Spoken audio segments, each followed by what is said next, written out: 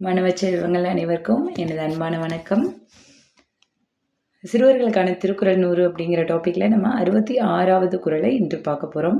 எண்ணி துணிக கருமம் துணிந்த பின் எண்ணுவோம் என்பது இழுக்கு. ஒரு செயலை, கருமம்னா செயல், ஒரு செயலை செய்யறதுக்கு முன்னாடி நிறைய நேரம் ஆராய்ந்து எண்ணி துணிஞ்சு முடிவு எடுத்துடணும்.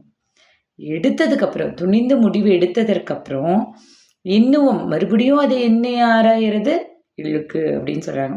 எண்ணி துணிக கர்மம் துணிந்த பின் எண்ணுவோம் என்பது இழுக்கு.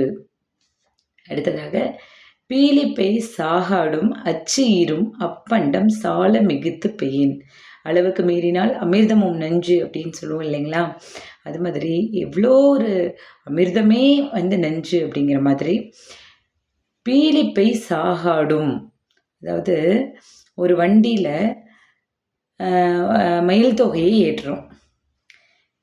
சாகாடுனா வண்டியில் நிறைய மயில் தொகையை ஏற்றுகிறோன்னு வச்சுக்கோங்க.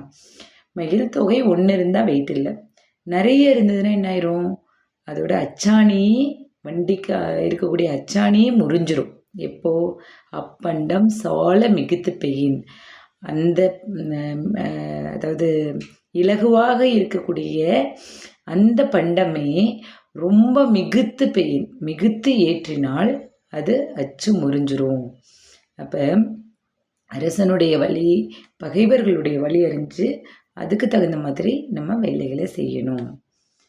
நுனிக்கொம்பர் ஏறினார் அஃதிறந்து ஊக்கின் உயிர்கிருதி ஆகிவிடும். ஒரு மரத்துடைய வலிமையை பார்க்கணும். நுனி வரையிலும் போனோம் அப்படின்னா அங்கே மேலே இருக்கிறது ரொம்ப சாஃப்டாக இருக்கும்.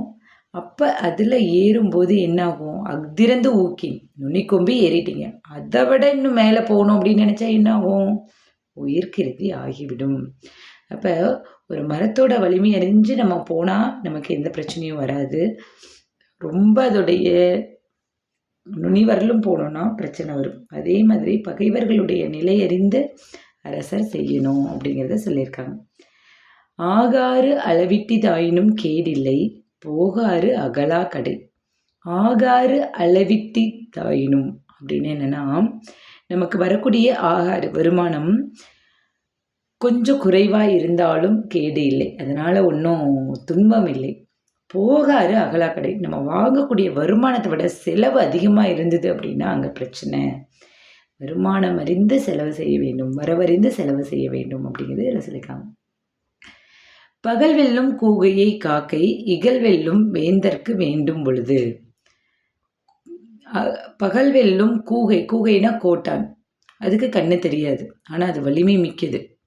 பஞ்சதந்திர கதைகள்லேயே காக்கைக்கும் ஆந்தைக்கும் உள்ள இந்த ஒரு இதை சொல்லியிருப்பாங்க. காக்கை என்ன பண்ணிடும்? பகலில் கோட்டானை வென்றுடும், நைட்டு வெல்ல முடியுமா? முடியாது. இகல் வெல்லும், பகைவர்களை வெல்லக்கூடிய வேந்தர் என்ன பண்ணணும் அப்படின்னா, எந்த நேரத்தில் எந்த வேலைகளை செய்யணும், எந்த நேரத்தில் போர் தொடுக்கணும் அப்படின்னு பார்த்து செய்யணும் அப்படிங்கிறது சொல்லியிருக்காங்க. நன்றி மாணவர்களே, அடுத்த ஒரு காணொளியில் சந்திப்போம்.